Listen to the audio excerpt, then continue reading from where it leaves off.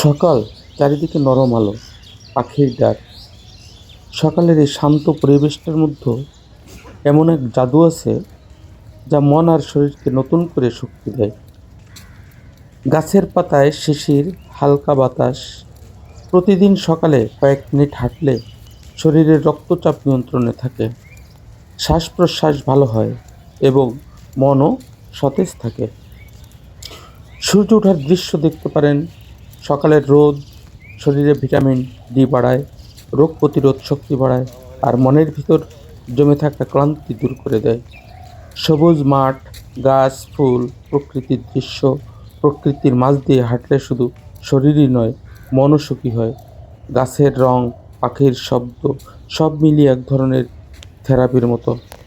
নিজের হাঁটার দৃশ্য বা রাস্তা, দিনের শুরুটা এমনভাবেই হলে সারাদিন কাজের প্রতি মনোযোগ বাড়ে, স্ট্রেস কমে আর নিজেকে অনেক হালকা লাগে। তাই প্রতিদিন সকালে একটু হাঁটুন আর প্রকৃতির এই উপহারটা উপভোগ করুন। সুস্থ থাকুন, প্রাণবন্ত থাকুন। আল্লাহ হাফেজ।